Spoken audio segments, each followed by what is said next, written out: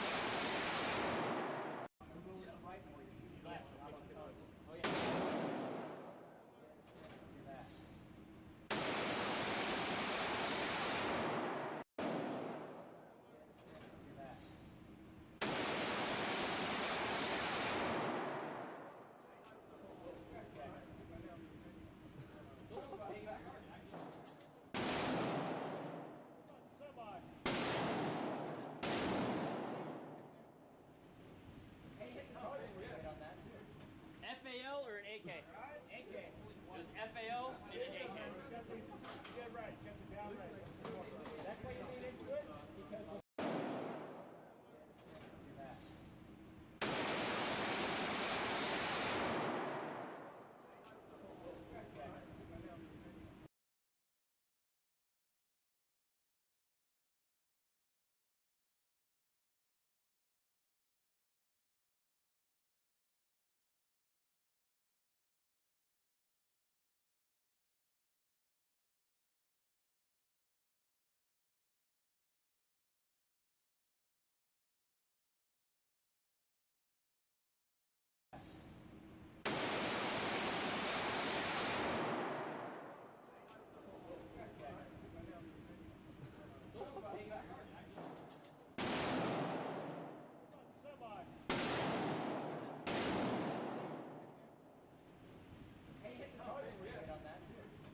FAL or an AK? AK. It was FAL and an AK. get right. Get the down right. That's why you lean into it? Because when stuff like that comes.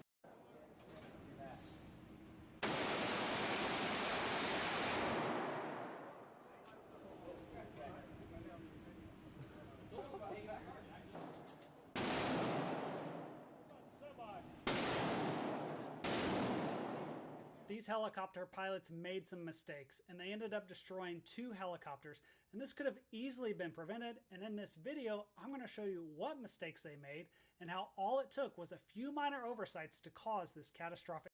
That according to the NTSB investigation back in 1973, it was designated under the classification of public engines at the same time, then there's only a few feet of margin for error between them. And keep in mind that as risk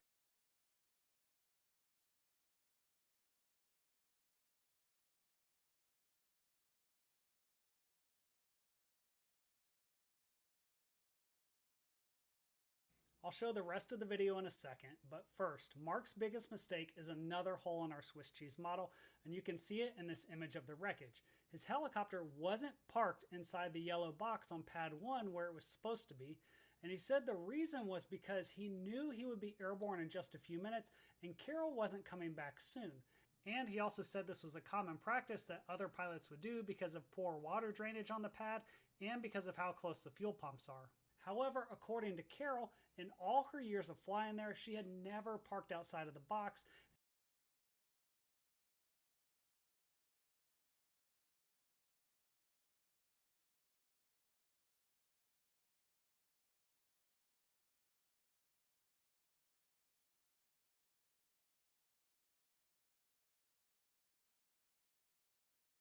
I'll show the rest of the video in a second, but first, Mark's biggest mistake is another hole. Hey everybody, Peter Zine here, coming to you from Lost Canyon in Colorado.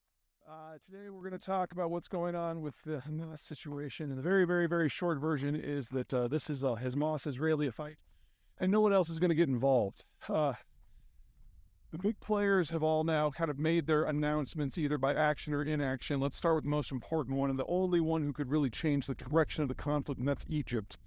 The Israelis had been hopeful that they could convince the United States, the United Nations, anyone with a pulse, that the solution to this problem is just move all of the Gazans out of the strip and into the camps, or into tent camps in the Sinai.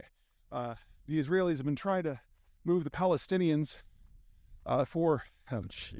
it's 1948 if you want to be completely honest about it, but certainly since 1973. Needless to say, there was no acceptance of that. The Egyptians were the ones who gave the most vociferous objection. In fact, the Egyptians really are broadly against even sending aid into the Gaza. People forget that the Egyptians used to control Gaza between 1948 and 1973, and no one had a good time. And the only way that the Egyptians would like to see the Palestinians cross into Egyptian territories in coffins, or preferably trucks full of bodies. So there's going to be no assistance there. The second one, the country or the faction that a lot of people were worried about is Hezbollah. Hezbollah is a Shiite Arab militia that operates out of southern Lebanon in particular, and they have had a number of scrapes with the Israelis in the past, and they have a very powerful paramilitary force and a lot of rockets that every once in a while they rain down on Israeli cities. And their leader, Nasrallah, gave this really fiery speech where he's like, go, go, go, resistance, fight the Jews, and all that. And we're just going to stay here and everyone have a great day. Hezbollah has a lot to lose. This is clearly a Hamas operation. They've been clearly preparing for it for some time, and Hezbollah has not. There was no coordination whatsoever. And so they're certainly not ready to move. And even if they were, I really doubt they would. They've got different backers. They've got a different religion. They've got different approaches. And at the end of the day, Hezbollah has got a lot of what it sought over the last 50 years. They are part of the government in Beirut now, and that gives them a seat at the table in a way that they've never had before, no Palestinians have ever had before. And they don't want to give that up, especially since they're not the ones who lit the fuse on this particular conflict. Now, Hezbollah does have a sponsor/ally in Iran, and that's kind of the third country in question here. And kind of like Nasrallah, the supreme leader of Iran recently gave a speech, and he again, rah, rah, rah, fight the occupation, kill the Jews, blah, blah, blah, blah, blah. But you know, Jews, if you don't attack us right now, we're going to reciprocate. We hate you, and you should all die, but not by our hand and not today. So they're going to be cooking off some low-risk things. They're taking some pot shots via their proxies in places like Syria at American bases. So far, CENTCOM, which is in charge of American operations in that area, has said that nothing has happened that has generated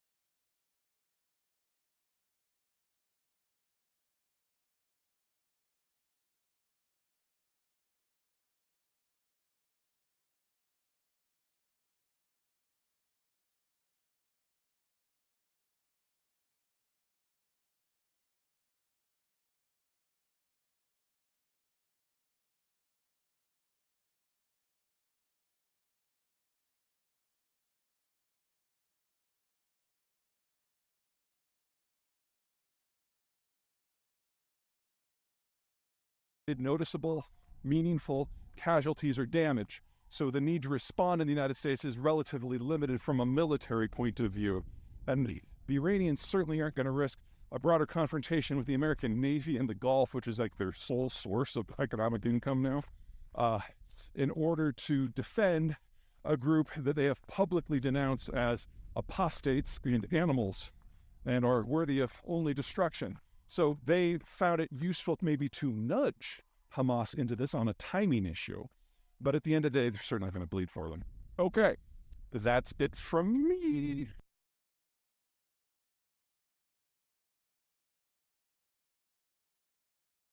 This video is brought to you by Nebula. Watch our bonus videos with F-16 test pilot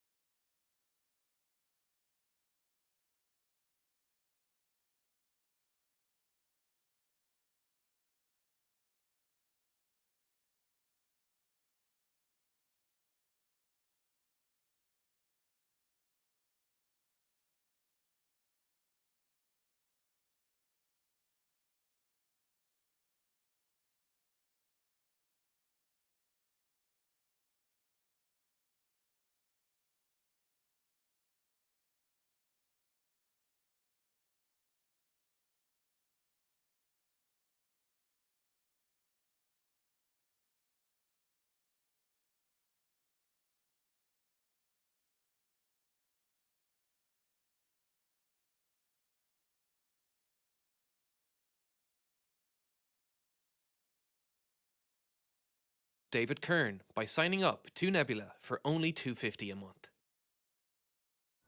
A fully loaded F-16 is a force to be reckoned with. An air superiority machine that countries the world over use to patrol their skies. A low-cost, lightweight, single-engined fighter specifically designed to outmaneuver its opponents while carrying state-of-the-art missiles that would, hopefully, mean it would never have to. The F-16 was born out of the Vietnam War. Large, heavy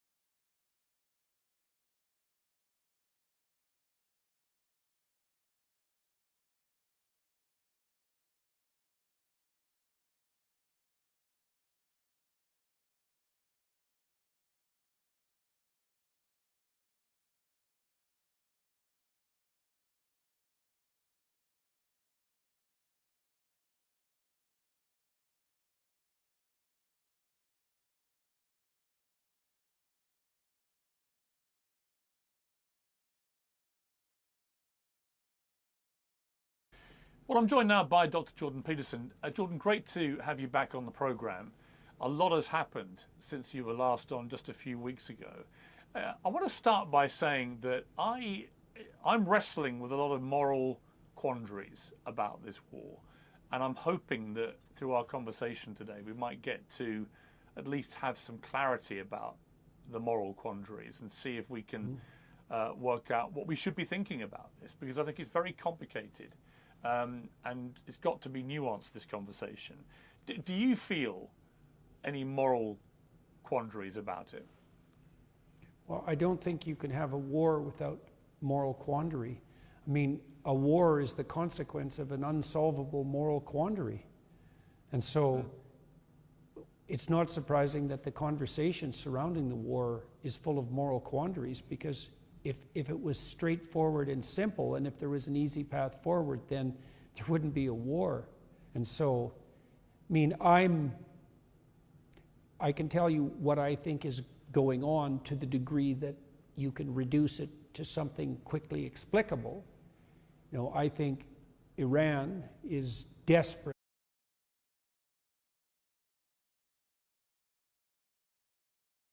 Well, it's always good to be asked to begin by straightening out the Israel-Palestine question. So why don't we get that out of the way? I think there's a distinction you're failing to make, and it's actually, if I may say it, clarified a little in, it's called Dieu n'est pas grand, available at fine bookstores everywhere, including in this voisinage. Available at fine bookstores everywhere, including in this voisinage. Israeli archaeology, which I think is a very courageous and honest profession, in particular Professor Finkelstein, the head of the department at the University of Tel Aviv, has clarified it for us. The story of the Exodus from Egypt, the wandering in the Sinai, the conquest of Jericho, and so is all balls from beginning to end. It's completely, fantastically made up. There isn't a word of truth in it, and it's just as well it isn't true, because it involves, if were it true, it would involve divine instruction for genocide and enslavement, as well as genital mutilation and a lot of other things that, without which we could well do. However, Israeli archaeology, many Jews say, come on, if it's none of it's true, the whole Moses thing is all made up, can't you give me anything to cling to? What? Yes. If you go and dig in Palestine, the first thing that any archaeologist will do going to a village will be dig in the midden, dig in the rubbish dump, find what people threw away and when and in what order. It's very, very interesting always. Well, in certain hill communities, way, way, way back, you will find that while all the other neighbouring villages do have pig bones in their middens and in their garbage. These villages don't. No pigs. That's not the only proof, but it's one of many. There have been Jewish people in Palestine for a very long time.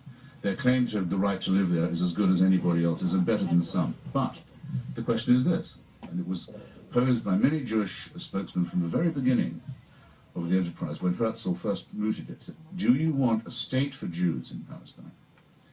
Or do you want a Jewish state? Now just ponder this for a second. Since I'm stuck with this, I may as well absolutely clarify it. Here's what I mean by that distinction. Should Pakistan be what it was first claimed to be, a state for Muslims of India, so Muslims in India can feel safe in their own state, or should it be a Muslim state, where everyone has to follow Muslim law, and where if you're not a Muslim, you don't really have any real rights?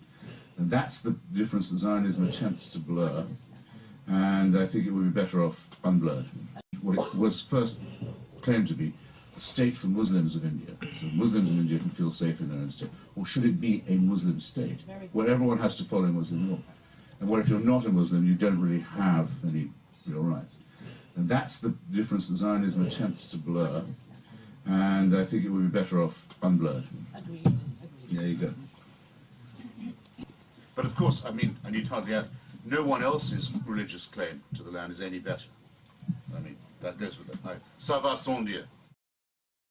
Please cover Bassem Youssef on Piers Morgan.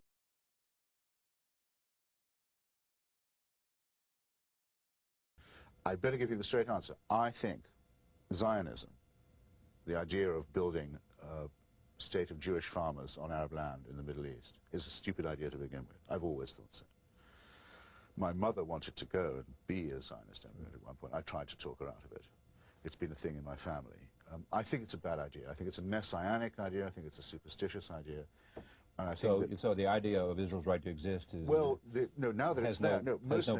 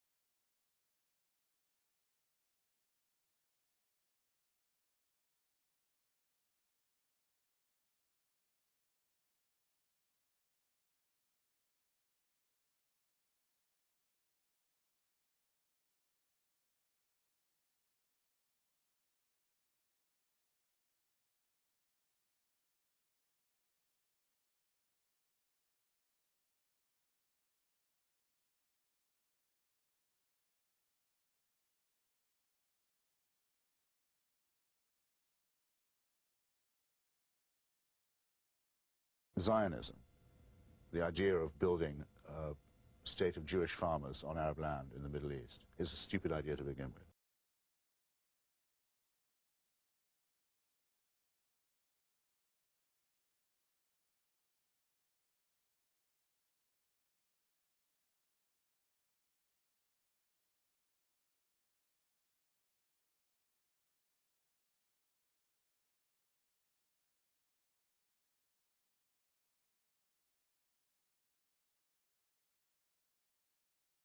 On Arab land in the Middle East is a stupid idea to begin with. I've always thought so.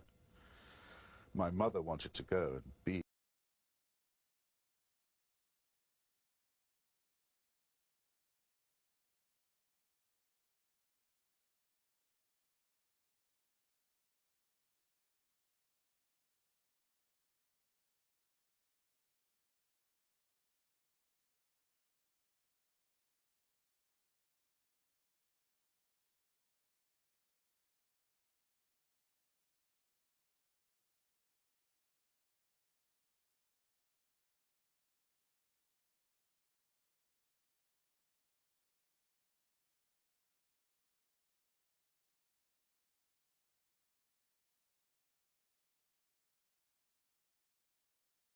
a Zionist immigrant at one point. I tried to talk her out of it. It's been a thing in my family. I think it's a bad idea. I think it's a messianic idea. I think it's a superstitious idea. And I think so the idea of Israel's right to exist is no. Now that it's there, has no play with you. Many states are founded on injustices or foolishness and bad ideas. And boundaries are drawn by all kinds of political. Yeah, it doesn't mean that anyone can just come and evict or destroy them. And I'm not saying that, but I think I'd have to say so as not to seem shady. Yeah. I've always thought it's a silly, messianic, superstitious nationalist idea, and it's a waste of Judaism. And it guaranteed a quarrel with the Arabs because it meant we're going to take away from you what's most precious, your land, by trying to make Jews into peasants. Already a silly idea. That's not the way to rescue Central European Jewry, make them into farmers in Palestine. Guaranteed an injustice to the Arabs, which now anyone can see, and is now entering its third, fourth generation. Fourth generation of Palestinians brought up either in exile or dispossession or under occupation and humiliation. And now we know that something has to be done to address what is part of the original, let's not call it original sin, original misconception of the thing. So I've been writing in favor of the Palestinian homeland all my life, and I'm no more, no less in favor of it than I was because of recent events. And now the Bush administration is in favor. It's a matter of principle. And now the Bush administration is in favor of it. Well, yes, they were edging towards it. It's a pity about the timing, because they were edging towards it before. I don't want it to look as if they did it as a concession. But it should be a matter of principle. If Jews born in Brooklyn have a right to a state in Palestine, then Palestinians born in Jerusalem have a right to a state in Palestine. Anyone who doesn't agree have a right to a state in Palestine. Then Palestinians born in right to a state. If Jews born in Brooklyn have a right to a state in Palestine, then Palestinians born in Jerusalem have a right to a state in Palestine. Anyone who doesn't agree with that principle, I think, is suspect. I think most people do. They do, but but why in that case do we have the one and not the other? After all, it's America that pays for all this and arms the Israelis and is very much involved in it. If it's a matter of principle, then we should have witnessed to it a bit more forcibly than we did. Christopher Hitchens, let's go to Cambridge, Maryland. Good morning. Good morning. Good morning. Thank you very much. Mr. Hitchens, I have 3 direct questions, short questions for you, please. Do you feel that Israel has a right to exist within secure borders? Do you feel that the United States should intervene should Iran or Russia try to close the Straits of Hormuz? And would you seek relief from a 24-hour shoot-on-site curfew from any quarter in which relief might be found? Thank you. All right, thanks for the call. Very good questions, and I think I know what you're trying to pin me down on. On the first, yes, I do, but I think the securely recognized borders should not allow for Israeli colonization or occupation of the territory of its neighbors, which is what it's doing now. The right to exist argument has been used now to the point where what it's going to mean is that the Israel you're talking about will include the annexed and illegally occupied West Bank. So the right to exist argument is going to rebound on those who use it unclearly and who don't say what they mean by Israel. It's very interesting, the Israeli government has never said where it thinks the borders of Israel really ought to be and what it would settle for. I think it would be an immense help if Israel's going to insist on the right to exist, if it tells us where it thinks Israel's boundaries should be. Every other country does do that.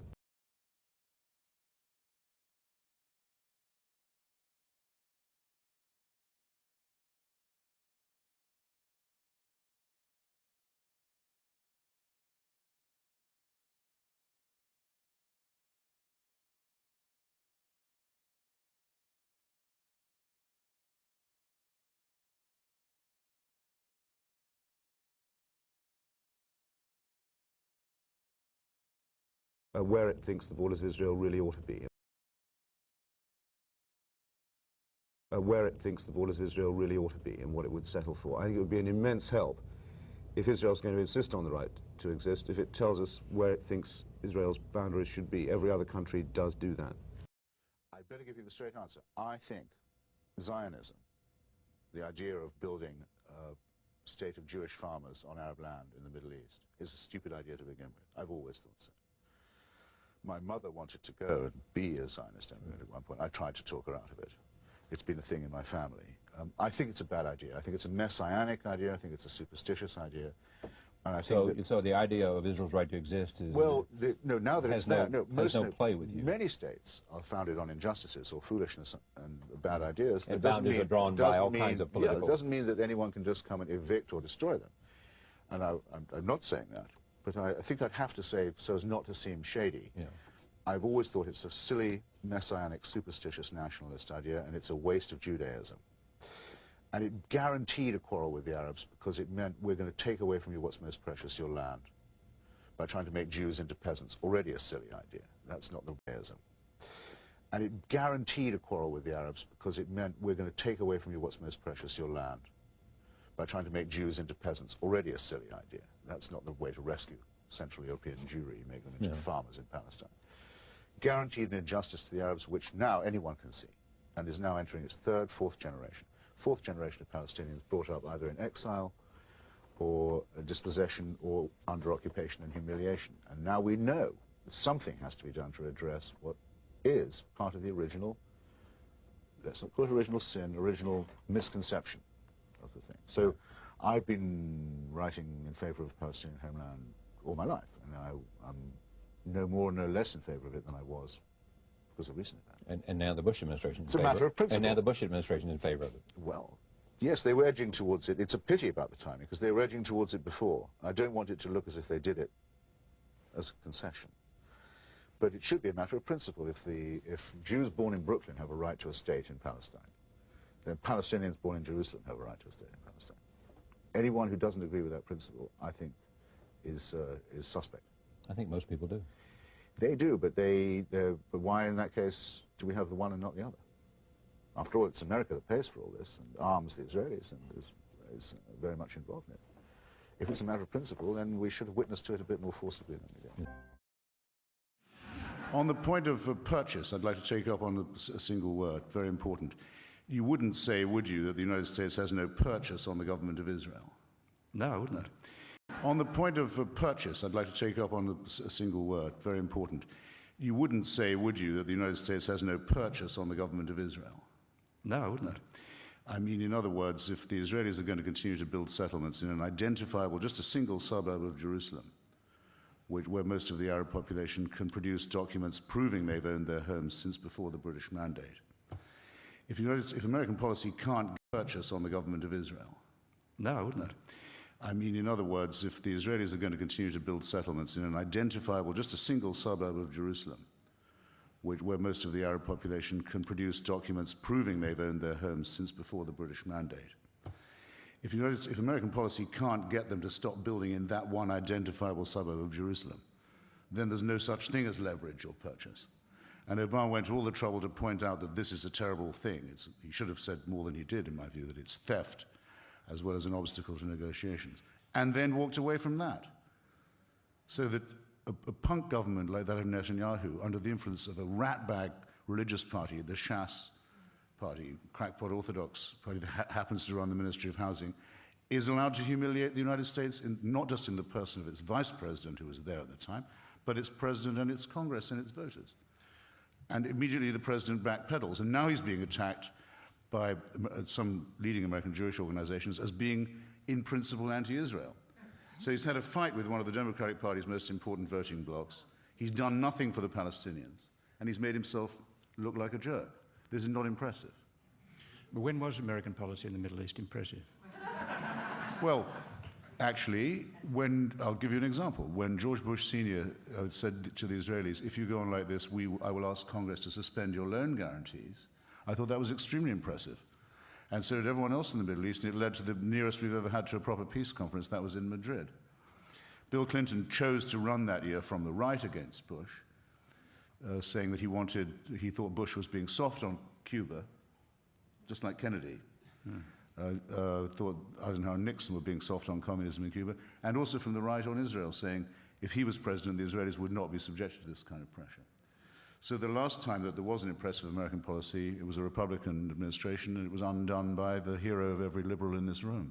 Good morning. Great. I like your type of argument. You basically have intellectual discussion instead of a screaming argument. I'm a libertarian. I'm basically on the opposite side of the spectrum as you. But I wonder if you could clarify a couple things for me. I believe Palestine was the entire area covering Israel and Jordan. I wonder if you could tell me at what point the Palestinians went to Jordan, and I realized they were kicked out when they blew up some passenger jets or something. And are you familiar with that? Yes, I think more than you are, by the sound of it. I'm not sure, I don't, well, go ahead. Basically revolved around the Palestinians that are you from Jordan. I wonder if you could tell me at what point the Palestinians went to Jordan, and I realized they were kicked out when they blew up some passenger jets or something. And are you familiar with that? Yes, I think more than you are, by the sound of it. I'm not sure, I don't, well, go ahead. Basically revolved around the Palestinians that were from Israel. I don't understand if there's 22 Arab states, why they have to take over Israel. Well, there are 49 American states. If someone told you couldn't, apart from the one you're sitting in, if someone told you, actually, we would rather have your bit of Los Angeles for ourselves, from now on, this will only be, you can only be a landholder or a householder here if you profess the, let's say, Muslim or Buddhist faith. Otherwise, get out. This bit's ours. You're happy to go to Colorado on that basis? I don't think so, and I think if you think about it, you wouldn't insult anyone else by treating them, their society or their country as disposable as that. The Palestinians do not feel that God gave the land to someone else and they therefore have to be flung out. And I completely agree with them. They've every right to resist that ridiculous proposal. Cape Cod, Massachusetts. Go ahead, please. Good morning. A question for Mr. Hitchens, please. You're going. You're on. Ask away. Do you believe it's healthy for the United States to be so much influenced by Israel? We are a large country. They are very small, but they have much influence in the media and especially in politics. Thanks. Well, believe me, I know, I believe I understand the question, and there are various tones of voice in which it can be asked, including a tone of voice that I don't like, that suggests that there's a sort of covert Jewish hand that directs U.S. policy, which is not true, and very often clusters with other forms of unpleasantness. I do think that the United States gives far too great a proportion of its military aid budget to Israel and in return asks for insufficient Israeli responsibility. The Israelis are the custodians of the West Bank via an act of war. Their occupation of it is not recognized as legal. I've already said what I think should happen about that. There should be a West Bank state. The United States could make that difference. You could say to the Israelis, we will defend the existence of a Jewish community or a Jewish state in Palestine. We will not underwrite it becoming an expansionist and colonial state. If you want to do that, you pay the difference yourself. That alone would have probably solved the problem by now. And I do wish, yes, if you want to put it like that, that there was more cogent discussion along those lines in both the media and in Congress. And as for the Israelis, everybody knows that, because I mustn't seem to duck that question, because I know how toxic it is, everybody knows that if you want to occupy people against their will, if you want to be the governor of another people who haven't chosen you, you will end up visiting terrible cruelty on them. There certainly cannot be a humane occupation. And the majority of Jewish people in the diaspora and in Israel have for a long time favored a two-state solution to this problem. It's a national question. It's a land question. This is also the expressed view of the United States.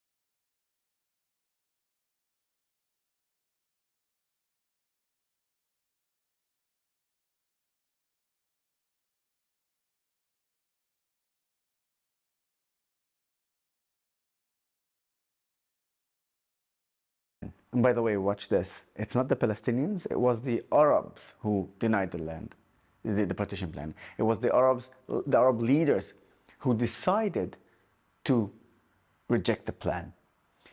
Which gives you just a little bit of understanding how even at that time did not even refer to the people in the land as Palestinians, but as Arabs and Jews. The Jews accepted the plan despite the fact that it was much more smaller and without any natural resources. And because of the rejection of the Arab leader, the war began. And they lost. Now, the reason why I'm bringing this, because I want to talk about my grandfather. My grandfather got an order to evacuate and get out of his village. Not by the Jews, by the Arab leaders from Syria and Lebanon. By the Jews, by the Arab leaders from Syria and Lebanon. My grandfather rejected this request or demand back then. And he stayed and he said, I'm staying in my land. And when the IDF came, no one took his land. I'm speaking specifically about my grandfather. I'm not saying there weren't events like this. I'm just giving you my grandfather's story. And he said, I stayed in my village, which is Ijjish. It's a village in the north of Israel. So he stayed there, and that's exactly how I become who I am today, which is an Arab Israeli. And you know what?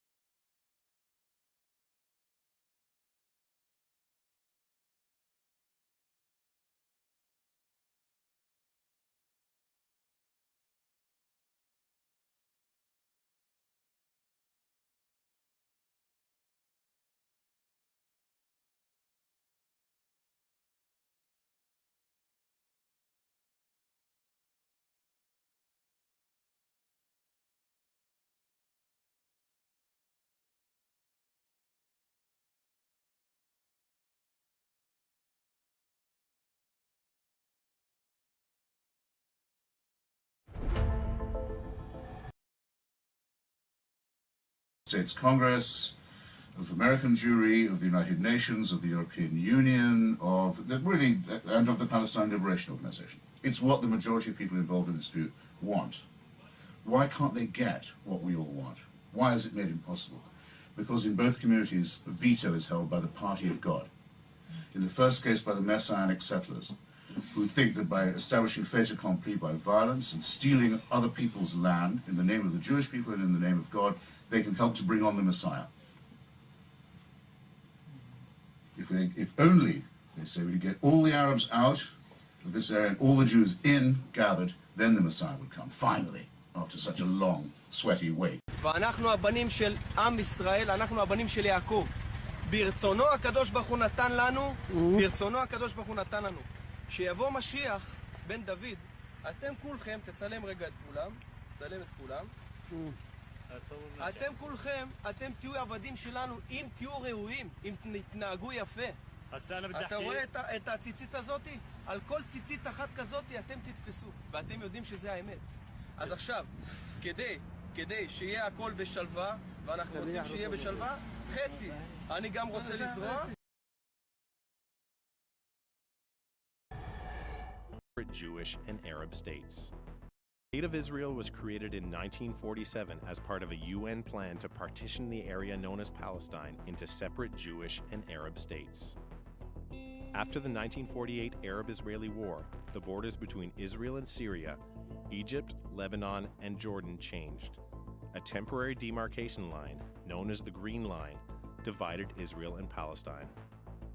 In 1950, Jordan annexed the area known as the West Bank. In 1967, after the Six-Day War, Israel captured the West Bank from Jordan and the Gaza Strip and Sinai Peninsula from Egypt. It also captured the Golan Heights from Syria. Israel also began building settlements in its new territories. These settlements continue to be built in the West Bank. Israel approved over 1,400 new units to be built this year. In 1978, Israel invaded Lebanon, but it wasn't until an intervention in 2000 by the UN that a line of demarcation with Lebanon, the Blue Line, was formally established. In 1979, Israel and Egypt agreed to an official border between their countries. Egypt renounced all claims to the Gaza Strip. In 1988, Yasser Arafat of the Palestine Liberation Organization proclaimed the State of Palestine. Jordan renounced its claims to the West Bank. Between 1993 and 2002, Israel withdrew from parts of the West Bank and Gaza Strip, but outbreaks of violence led to Israeli reoccupation. In 2005, Israel again withdrew from Gaza but reoccupied the area in 2008. Today, the Golan Heights, the West Bank, East Jerusalem, and the Gaza Strip are considered to be Israeli-occupied territory by the UN.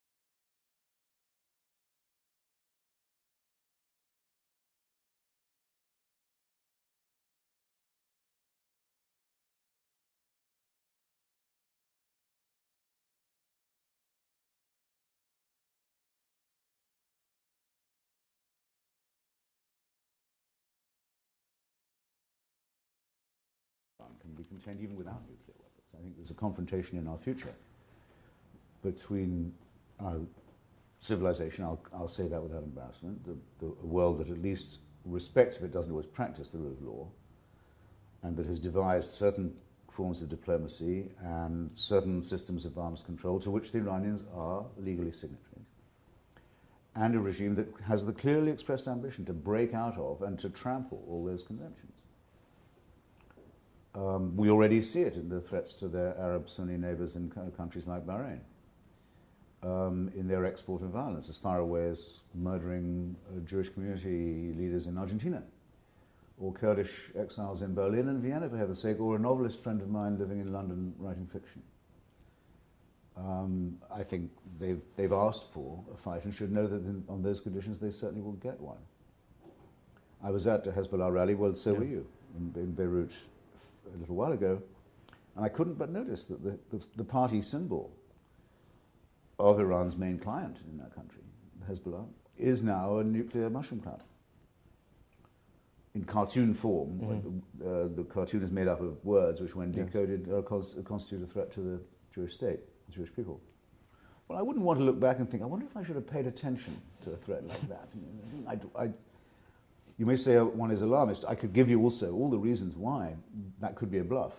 They don't have it, they just want you to think they do. It's a way of aggrandizing themselves. I know that's all partly true too, but behind it there's a reality, and the reality would be the emergence of a thermonuclear theocracy. The one thing we've, since I was at school, been lying awake worrying about what happens when apocalyptic weaponry is grabbed hold of, laid hold of by messianic totalitarian forces? Well, we are about to find out. If we want to run that experiment, they're ready to do it for us. So that's the worst. There are no consequences of an attack. No consequences could possibly be worse than that, because I'm not one of those who thinks they would immediately use it on the Israelis, let alone on the United States.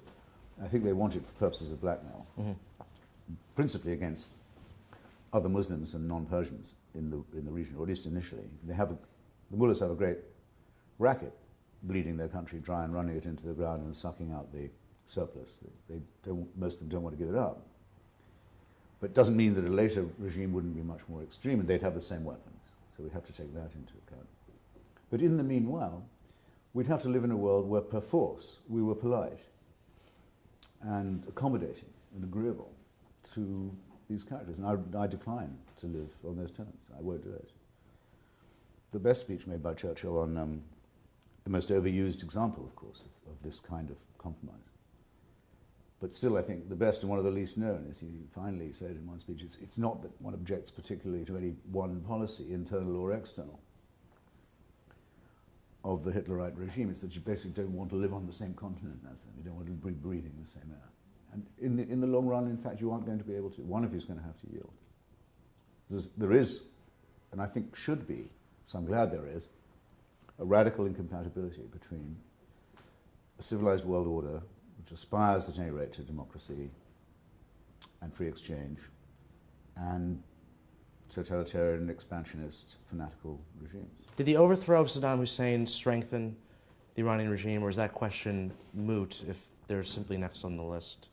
If I was asked if the overthrow of Saddam and totalitarian, expansionist, fanatical regimes. Did the overthrow of Saddam Hussein strengthen the Iranian regime, or is that question moot if they're simply next on the list?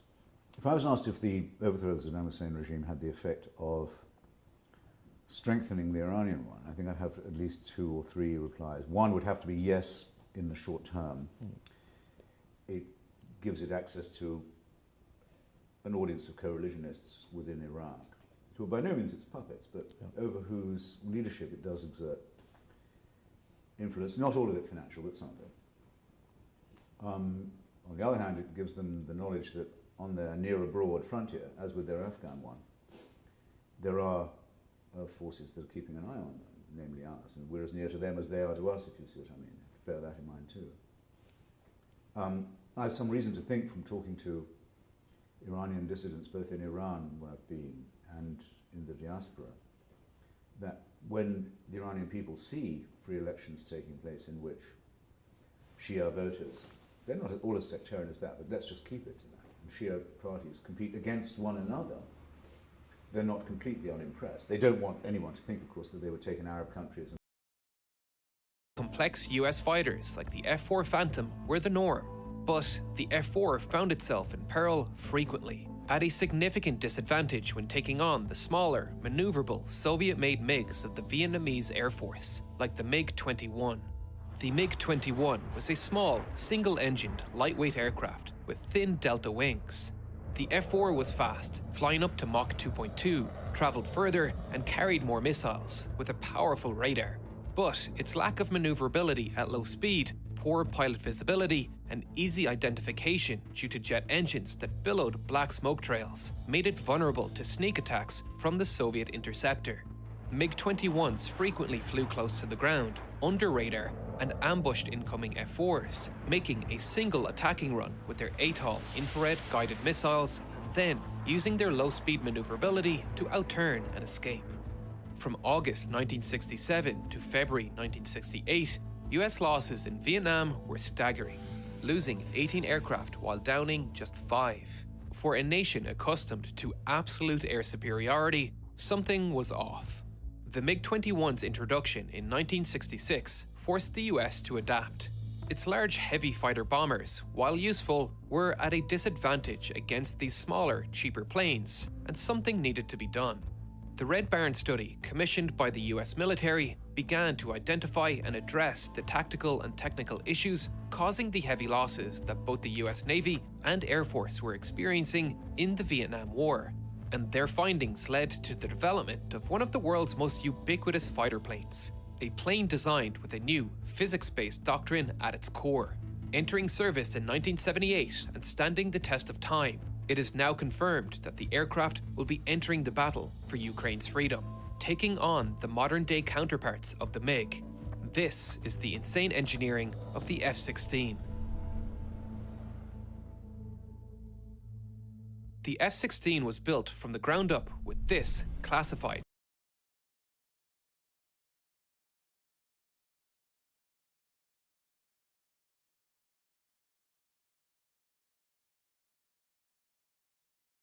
(1966) paper as its guiding light.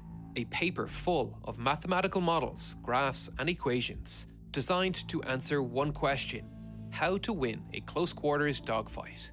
Created with the help of military supercomputers, it defined a new concept: energy maneuverability. Created by Colonel John Boyd, an Air Force veteran of the Vietnam War and one of the members of the so-called fighter mafia, with the help of a civilian mathematician, Thomas Christie.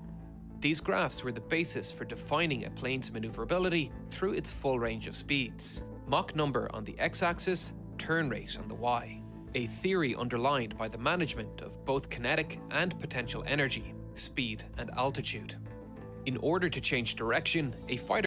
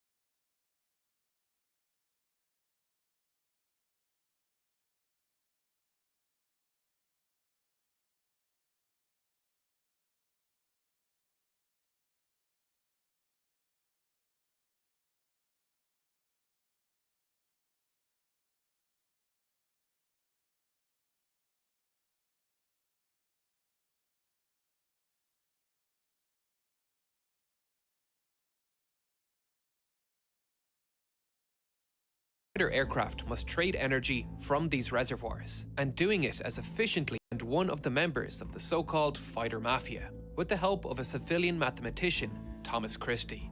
These graphs were the basis for defining a plane's maneuverability through its full range of speeds: Mach number on the x-axis, turn rate on the y. A theory underlined by the management of both kinetic and potential energy, speed and altitude. In order to change direction, a fighter aircraft must trade energy from these reservoirs, and doing it as efficiently as possible is the key to outmaneuvering an enemy. This is the energy maneuverability diagram for the F-16. It's a complicated graph to read without some basic understanding. This line is defined by the maximum lift of the aircraft. This is important because it determines the maximum turn rate at a particular speed in this region. We need lift to turn. To begin a turn, an aircraft will roll in the direction of the turn. This splits the lift the plane is generating into two components: a horizontal component that causes the plane to turn, and a vertical component that keeps the plane in the sky. A steeper bank angle will increase the horizontal component and increase our turn rate, while stealing lift from the vertical component. This vertical component needs to equal the weight of the aircraft, or the plane will lose altitude. To compensate for that, the pilot will need to increase lift by increasing the angle of attack. This is where the maximum lift issue arises. More lift means more available force to turn. To determine the max turn rate for an F-16 at 0.4 Mach, we simply draw a line straight up and across to our turn rate, 13 degrees per second. Now this is where things get interesting. This is the graph for an F-4E. At the same speed, the F-4 can make a maximum turn of just 5 degrees per second. To determine a sustained turn, we look to this line labeled with a 0, meaning no loss of altitude is required to make the turn. We can see the F-16's best sustained turn is 14.2 degrees per second at 0.85 Mach at 7G. The F4's best sustained turn is 10 degrees per second at 0.85 Mach at 5G. This is what that looks like in practice. It takes the F-16 25 seconds to complete a full 360-degree turn, while it takes the F-4 36 seconds, 11 seconds in the difference. The F-16 was a radical new way of thinking about fighter aircraft, and that design philosophy can be seen with how the engine inlet has been designed to deal with supersonic flow. To learn more about the F-16, we spoke with an F-16 test pilot. So the F-16 inlet is one of those things that tells you about the design philosophy of the aircraft. Because up until that point, the thought process was we wanted to go faster, we wanted to go higher. And nobody stopped to ask why. Because it turns out that not a lot of fights, not a lot of air combat was happening in that Mach 2 plus range. In fact, very little of it was happening, and it didn't have a huge amount of tactical application. And so as John Boyd and the rest of the team was looking at this lightweight fighter design, which became the F-16, they said, well, where do we think that the dogfights of the future are really going to happen? And they said, well, it's probably going to be somewhere in that 0.8 Mach to 1.2 Mach regime. That's really where we need to be in terms of optimizing the performance of the jet. And we see that here in terms of the specific excess power chart, where it's got this advantage right here in that range of 0.8 Mach to 1.2 Mach. That's where the fat part of the chart sits. That's where you're fat on energy. That's where you have that advantage. And so the F-16 propulsion system is not optimized to go over Mach 2, although it can. And I've flown the F-16 at Mach 2. You run out of gas pretty quick, but you can go that fast. But in that, what we call transonic regime of 0.8 to 1.2 Mach, you've got a different design problem than some of the previous jets. And you can see that in terms of the inlets. The inlets on the F4 have this extension that goes sort of along the cheeks of the aircraft forward, and then the actual inlets are set back. And what that's designed to do is attach a shock wave to the front of that inlet lip, and then it goes backwards and expands along the body, and that shock wave is basically going to cover up the inlet. That has some thermodynamic effects in terms of pressure recovery for the fan face, because you don't want supersonic air getting all the way in to your turbine. If you have supersonic airflow hitting the front face of that jet engine, the jet engine is going to disintegrate. It's designed to ingest subsonic airflow, and so you have to attach that shock wave at the front of the inlet. That's part of what slows down the airflow to eventually a normal shock inside the inlet. It expands a little bit, and then it gets to the front face of the compressor, the fan face of the compressor. Well, the F-16, and you can see it right here, has what we call a pitot inlet. It's basically a flat face air scoop. It is not that sort of overhang with a lip and then an inlet that's further back, like you see on the F4 or the F-15 or the F-14, the MiG-29, the Su-27. All of those have more of that inlet that's set up to put an oblique shock wave across the front of the inlet. Those are designed to go faster. The F-16 has a little bit of that. If you look at it on a side view, you can see how it's got a little bit of an overhang on the lip, and the nose helps to attach a shock wave. But it's not as efficient to go above Mach 1.2, and that's okay, actually. It can go that fast. It can go faster, but the engine is working a little bit harder as it gets into this 1.4, 1.5 Mach range compared to something like an F4 or an F-15. That's where they start to really stretch their legs and run. These designs for optimizing maneuverability at these speeds can be seen elsewhere too. Its air intake placement underneath the aircraft, a stark difference to the side-mounted twin intakes of the F4, and the thin, elongated wing that blends smoothly into the fuselage with these wing extensions forward of the main wing. These are called leading edge strakes. This air intake ensured the F-16's engine was not starved of air during high angle of attack maneuvers, with the forebody of the aircraft helping to funnel and divert air directly into the air intake. However, this does come with some problems that needed to be engineered around. On takeoff and landing, this air intake is only 100 centimeters off the ground. This, combined with the extremely thin wings, made placement of the landing gear difficult. The forward landing gear could not be mounted ahead of the air intake, as it would kick up debris into it, and they couldn't fit into the wings either, as the thin, aerodynamically optimized wing didn't have enough space. The F-16's landing gears are stored just behind the air intake, and in order to provide enough stability and bracing on landing, they need a unique folding mechanism to swing them outward to create as large a wheelbase as possible. The front landing gear, which is steerable during taxi, also rotates 90 degrees to lie flat just under the engine inlet. Above the inlet is a boundary layer diverter channel. This ensures the engine gets consistent laminar flow. As air travels along the length of the aircraft, it forms a layer of slow-moving, turbulent air called a boundary layer. If this air is allowed to enter the engine, it not only lowers performance, it can also damage the engine. As the turbine rotates, it will pass through the slow boundary air on one side and then the fast, free-stream air on the other. This means the force on the turbine blades changes for each and every rotation, causing cyclical bending, a recipe for fatigue failure. This boundary layer diverter separates this layer and diverts it underneath the wings. All of this ensures the engine can operate as high a thrust as possible, even when the F-16 is performing extreme, and then this air is allowed to. Above the inlet is a boundary layer diverter channel. This ensures the engine gets consistent laminar flow. As air travels along the length of the aircraft, it forms a layer of slow-moving, turbulent air called a boundary layer. If this air is allowed to enter the engine, it not only lowers performance, it can also damage the engine. As the turbine rotates, it will pass through the slow boundary air on one side and then the fast, free-stream air on the other. This means the force on the turbine blades changes for each and every rotation, causing cyclical bending, a recipe for fatigue failure.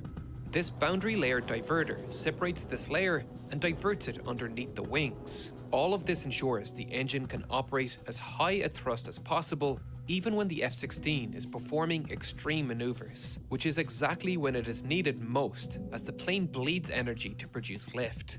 It's essential that a plane like this can continue to generate effective lift during these maneuvers. But typical wings lose lift as angle of attack increases beyond a certain angle, as flow separates from the wing. This is called a stall. These leading edge strakes help to mitigate that. They act similarly to the canards of the Su-34, one of the planes the F-16 will likely be going up against in Ukraine, with 19 of them reportedly being taken down thus far in the war. Canards and leading edge strakes help produce lift during high angle of attack maneuvers. Canards placed close to the wing, like the Saab-37 Viggen, create a vortex that passes over the wing, ensuring the wing continues to get high energy airflow during high angle of attack maneuvers, which allows it to continue generating lift. During the development of the F-16, General Dynamics did consider a canard configuration, testing different configurations and geometries, including versions with no strakes or canards, with subscale models in wind tunnels, testing through its optimum maneuvering speeds between 0.4 and 0.8 Mach. The goal was to maximize lift and minimize drag at high angles of attack, producing graphs like this, and these were used to compare designs. As they were narrowing down on the design, they consulted NASA, and they found one area to improve on: the sharpness of the leading edge. General Dynamics had rounded the leading edge of the wing to weaken these high angle of attack vortices, but NASA advised them to sharpen the leading edge in order to speeds between 0.4 and 0.8 Mach. The goal was to maximize lift and minimize drag at high angles of attack, producing graphs like this, and these were used to compare designs. As they were narrowing down on the design, they consulted NASA, and they found one area to improve on: the sharpness of the leading edge. General Dynamics had rounded the leading edge of the wing to weaken these high angle of attack vortices, but NASA advised them to sharpen the leading edge in order to strengthen them. The F-16 underwent a great deal of iterative design in the wind tunnel phase, before eventually landing on the design we are familiar with today, with the long blended leading edge strake that makes the F-16 immediately recognizable. And this comes with an added benefit. It provides enough space for the barrel of the F-16's powerful 20mm rotary cannon. You can see the barrel of the M61 Vulcan hiding here, a minor clue to the weapon hidden within the fuselage of the tiny plane. One of the early conclusions of the Red Baron report was that the lackluster armament of the F-4 made it difficult for it to compete in close-quarter battles. It lacked an internal cannon, which left the F-4 without offensive options in close-quarter battles, where missiles could not be safely used. The F-4 was eventually retrofitted with the M61 slung underneath the plane. But the F-16, looking to fix the problems of the past, came with the General Dynamics M61 Vulcan rotary Gatling gun as standard. And it was packed neatly inside the plane, creating minimal aerodynamic drag. The M61 is the smaller cousin of the A-10's GAU-8A, and while its rounds are tiny in comparison, the noise it emits still packs a punch, a massive cannon for a tiny aircraft. The 6-barreled cannon fires from the top position, spinning 16 times per second. The Gatling gun spews 100 20mm rounds per second. With an ammunition drum capable of holding just 511 rounds, the full ammunition drum can be unloaded in just over 5 seconds. The drum fits neatly behind the pilot here, and the vibration of the gun firing on the pilot's left side is jarring for many new pilots. It is such a small fighter. You know, when you, and I think I've said this before, when you get into an F-16, you sit down and you strap into that, it's not like you're sitting in the jet, it's like you're wearing the jet. And the gun is right here. As I sit there in the cockpit, the gun barrels, the muzzles are right back here. It's just out of reach. It's so close though. And so when you shoot the gun, and you're shooting 100 rounds a second of 20mm, it is unbelievably violent in the jet, but you're thinking about the target that you have to go and shoot. And so, you know, one of my experiences flying the F-16 was I was teaching as an instructor pilot at Luke Air Force Base in Phoenix, Arizona. And so I had the privilege of taking in Air Force pilots. They're wearing wings, they've graduated Air Force pilot training, but they're not fighter pilots yet. And putting them into an F-16, and then we would make sure that everybody shot the gun in training. In fact, they had to qualify with the gun as a weapon. And so the first time experience for anybody shooting the gun in an F-16 is a little bit of an emotional experience. People would say funny things, they would cuss. It was all on the tapes, the HUD tapes, the heads-up display recordings. And we come back in the debrief and we kind of laugh at the students because they knew that they were going to go shoot the gun, and it was always shooting at a target on the ground is when they would do this for the first time, strafe. And so it's a little bit intense. You're diving at the ground, you're doing 450, 500 knots, pointed at the ground. Obviously, there's a survival instinct that kicks in there. You're trying to put the pipper on the target. You pull the trigger for the first time, and the whole jet shakes violently. It's like somebody started up a chainsaw just in your left ear. And the whole jet is shaking, and your hand's on the throttle there. And I can always remember every time I would shoot the gun, there's this hard foam insulation that's just behind the closeout panel. But the vibrations would cause some of those little bits of foam to flake off, and they would come around the closeout panel. And every time I would go shoot the gun for practice, for strafe, I'd come back, and as I'm getting out of the airplane, I'd see like these little yellow flecks of foam all over my green flight suit on my left arm. They would just, the vibrations were so intense.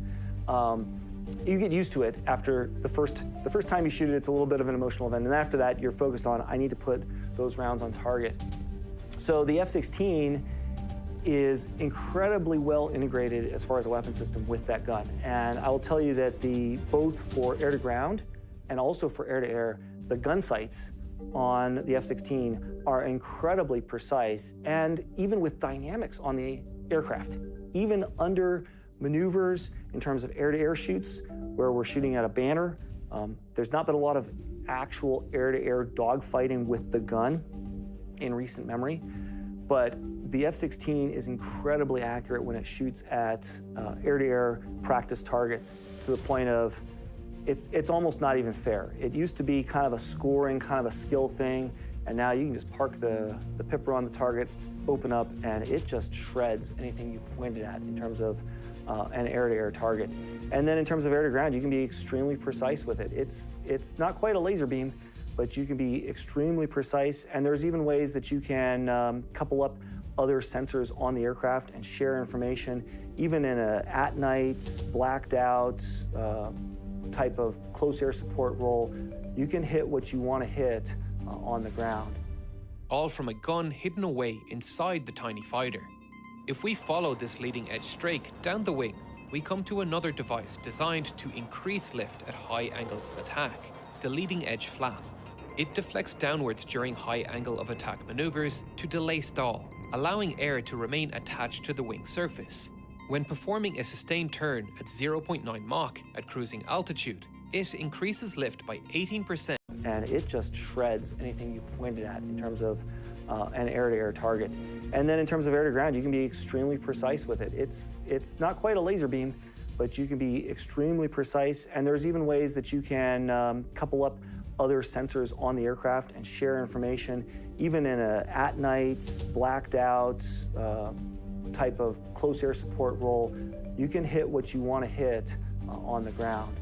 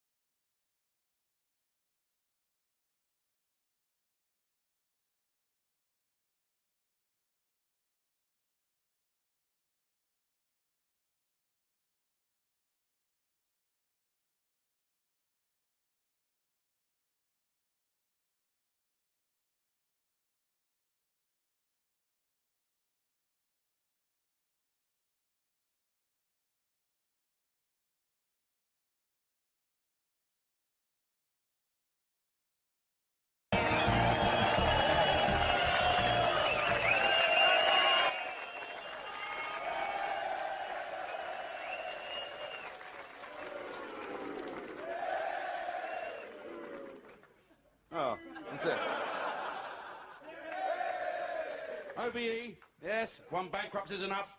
And look at that, Davidson. They couldn't spell wanker. Right, good evening. Colonel, thank you so much. Someone wake the Colonel up. Colonel, thank you so much. I spoke to the Colonel earlier. He said, it's jolly good of you to come here, John. Jim, sir. Yes, and I don't actually know what you do, but my daughter said you're bloody mucky. And we've invited some Royal Engineers here as well, in case, you know, because they're pretty... My chaps won't understand any of your filth, but those Royal Engineers, they're dirty buggers, I don't know. Toilet built in their lace, you know, because they're pretty... My chaps won't understand any of your filth, but those Royal Engineers, they're dirty buggers, I don't know. Yes, we're going to have a little toilet built in there later on. OK, it's all right being here. It's not a bad post, and I know a lot of you are on the way home, and I know a lot of you have been overseas in Afghanistan. Let's talk about that, for example. I went there a while ago, and it's a wonderful place, isn't it? Well worth keeping. Yes, very advanced country. I stayed with the fucking Flintstones last time I was there.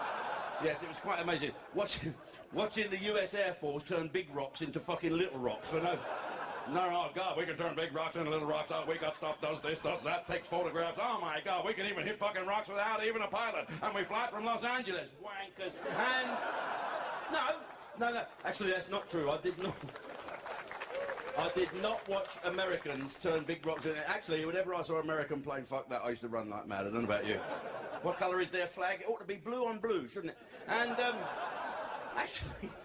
Actually, I found the only way to survive in a battle area where you've got US doing CAP, right, Combat Air Patrol, is... Don't try and fucking hide, they'll find you, or especially under a Union Jack, you know what I mean?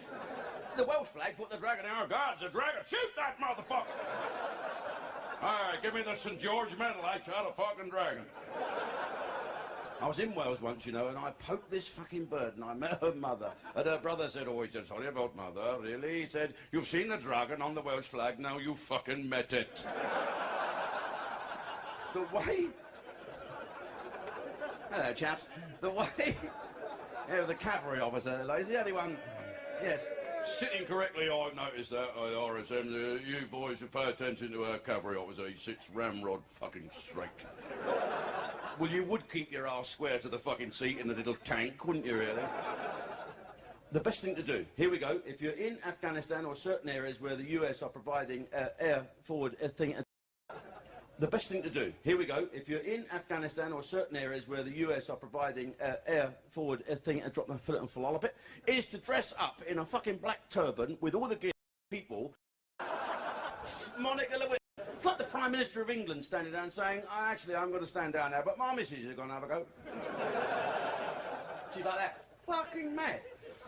And she couldn't even keep her husband's cock in his trousers. How can she run a country where he would fuck a frog when it stopped hopping, wouldn't he? Monica Lewinsky. I actually met her once. I run a country where he would fuck a frog when it stopped hopping, wouldn't he? Monica Lewinsky. I actually met her once. I blanked her. Well, she said, hi, I'm Monica Lewinsky. Stain come off all right? Still had it on there. It was a bit crusty at the time, but... no, I don't know. Me, I mean, I'm not too fussy, but I never fuck out my weight. More comfortable, the fat birds, but it's not the point. I think that Bill Clinton was a very brave man. And the Americans now, well, at the time of recording this DVD, you don't quite know who's going to be a president. And what a choice they've got, the fucking Yankees. No wonder they have a bit of sport trying to fucking shoot Brits in the desert. They must think when we get home, what we got? They got a choice between a fucking mad woman, okay, a black bloke, which is fair enough, and a fucking coffin dodger.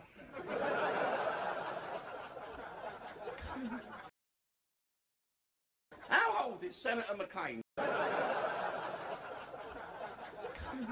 How old is Senator... They must think when we get home, what we got? They got a choice between a fucking mad woman, okay, a black bloke, which is fair enough, and a fucking coffin dodger. How old is Senator McCain? 150, 160 years of age? He's too fucking old to be a president, and I don't care what his fucking oven chips are like. Do you know... Next year I'm going to go and do a video in America. No, I ain't going to go. No, fuck off. I'll blame Columbus. The thing is... What? No, Americans are... Americans are slightly strange. You know who I think should be president? Sylvester Stallone. It's fucking great, wasn't it? Well, no, what's his name's on? Oh, fucking Osama, whatever his name. Yeah, isn't that Cat Stevens, isn't it? You seen Cat Stevens lately? I fucking haven't. Since that Osama bin Laden's been making his own DVDs, Cat Stevens is fucking butted right out. It's like Saddam Hussein. When Saddam Hussein was on the telly, did you see Bob Carroll?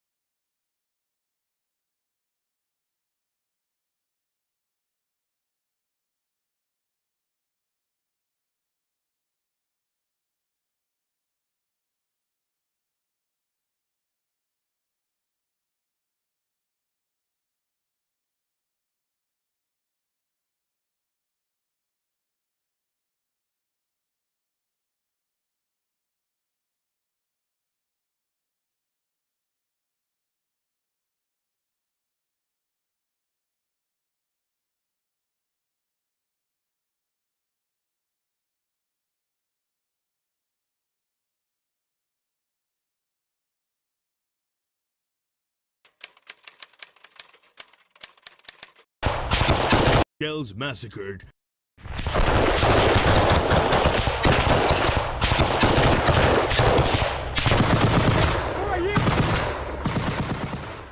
Ukrainian troops, shells massacred, Russian troops fleeing Uruzhain. It was all but inevitable that the Russian garrison in occupied Donetsk Oblast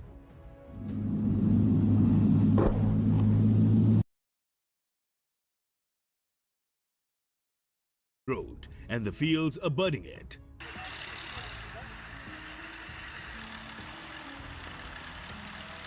A pair of drone videos that the Ukrainian Defense Ministry released on Sunday depict scores of Russians hustling along the road. In the first video, a high-explosive artillery shell explodes since the beginning of their wider war using cluster shell 83 into the round's altitude. At the infantry, their murder. It's unclear how many Russians died in Uruzhain and on the road out of Uruzhain.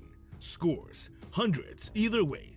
There's a good chance liberated Uruzhain. The Institute for the Study of War in Washington, D.C. urged caution. ISW has not observed confirmation that Russian forces have completely withdrawn from Uruzhain, and Russian forces likely currently maintain positions in at least the southern part of the settlement, the think tank wrote on Sunday.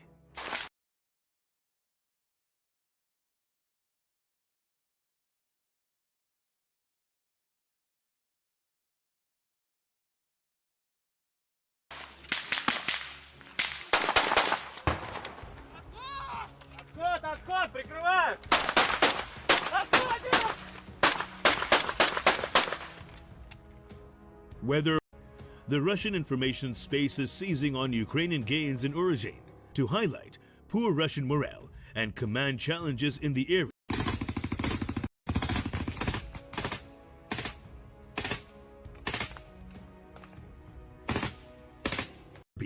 The 58th CAA and the Kremlin matters who's at fault, and the 37th MRB, the 58th CAA and the position Zavitne.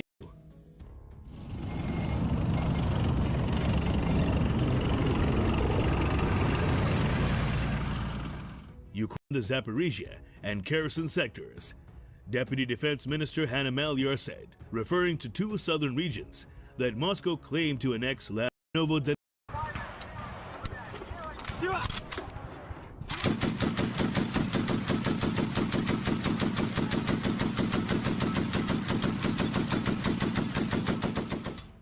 Earlier, Colonel General Maliares. In this campaign, in all, Ukraine's missile and artillery forces struck 6 clusters of Russian troops and weapons, 12 artillery systems in firing positions, 2 ammunition depots,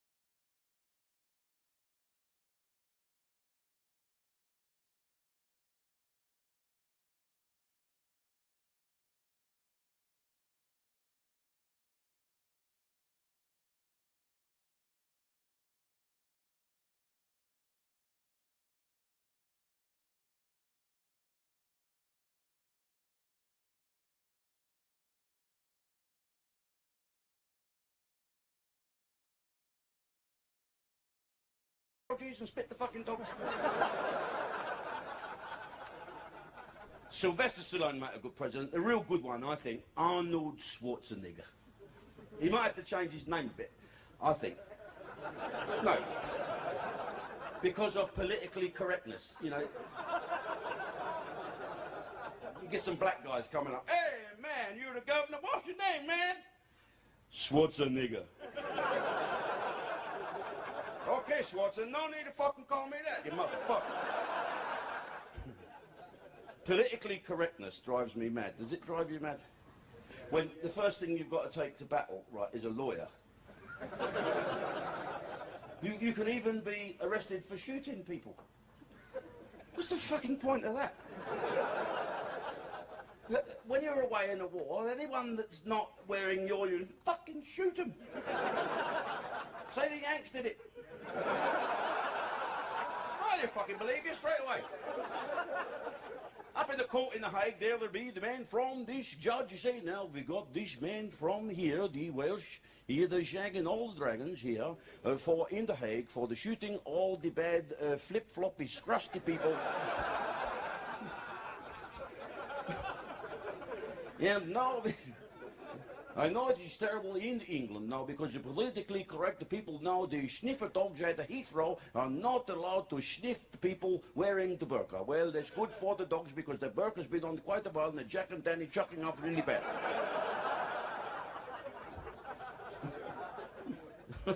So, you killed somebody, what you shouldn't have done. Yeah, it was the Yanks. Oh, that's good. Yeah, fine. Fucking... Stop me taking the fucking... yeah. I never lived this down. Well, I live in Dubai. I live in Dubai, as you know. I'm an ethnic minority in someone else's country now, rather than be one in my own country in about a year. Listen, you have to know something. Yeah. Everybody here, any human being in this area, on all the world, not against peace. Everybody like life. Even Hamas in Gaza, they like life. They like peace. But peace, not like what you want. Both of them. If I want to buy something from you, if I agree for your price and I am happy for your things, I will buy it. So our situation here, what's going with the Israeli, we are not against of Israel as people, Jewish. We are against of occupation. If you remember what's happened with Russia and Ukraine, look, 1 year Russia, they have a problem and they're afraid from NATO come close to, they're going inside Ukraine, all the world and all the arming of the world against of Russia. How come I am refugee in my land? Why I'm lost my house? Did I make something for Israel? Did my Hitler was my cousin? Did I make anything for the Jews in the world? Me and my family and the Palestinian. Do you have hope for peace? My age is 50 years. I have 7 kids. No hope. If I told I have hope, I'm joke. And if you want to say the truth, there is no justice in the world. If you are strong, everybody afraid from you. If you are not, everybody kill you. They make you like this by your foot. That's what's happened. There is no peace, my friend. If you want to see the peace, come to our camp where I live. You will cry. You will cry. You see our peace. What are the conditions like in the camp? My friend, they're waiting for water. Water, you know what's been water? Yeah. In Europe, the dog, he lived in good condition. Dog, animals. How come a human being don't have water to drink? I asked you about anger. What about love? You got love in your heart? Well, I love everybody, even the Jewish. They kill us. They destroyed our houses. I'm not looking to fight. I'm not looking to kill. I am against violence. We love your kids to live in good condition, the Israeli side and the Palestinian. We are against violence. We don't want to see more blood. We want to destroy this wall. You come to me, I come to you. That's it. That's my hope. Thank you, my brother. My English not so nice. No, it's pretty good. Hola, Colombia, arriba Colombia. Me gusta Colombia. ¿Cómo está? ¿Todo bien? Hello, friends. I recently traveled to the West Bank and spoke with many Palestinian people there from all walks of life. There was anger and there was hope in their voice, in their eyes, in their stories, in ways that I probably can't express with words. But I wanted to begin to experience directly. Most conversations were offline, but a few were on camera, and I include those latter ones here in this video. I'm not a journalist, nor a documentary filmmaker, just a fellow human being, trying to understand the struggles and the beauty of other people. And I just sometimes might bring a camera along. So I ask for your forgiveness if I fall short of what I could have done with this opportunity. I'll work hard to improve, and I will do many more videos like these. I love you all. So I think a lot of people would be surprised to see a Palestinian who's a Christian. Yes. Is there a tension in that? Can you explain what it's like to be you? Yes, it's actually because I've been to America, and once when I was there and I said that I'm Palestinian Christians, and they, how come you are Palestinian Christians? They don't know that in Palestine there are Christian people. Palestinian Christians exist since Jesus was born. The house that I live in it's 200 years old. And it was my grandfather who lived in this, and my grandfather and my father and me in the same house. In this area, in Palestine especially, you can see Christians and Muslims together, living side by side, and as neighbors. As we go to the universities together, we work together, we do everything together. What aspects of life is made difficult here because of the tension between Israel and Palestine? Yes. Actually, since Jesus was born, it was occupied by many.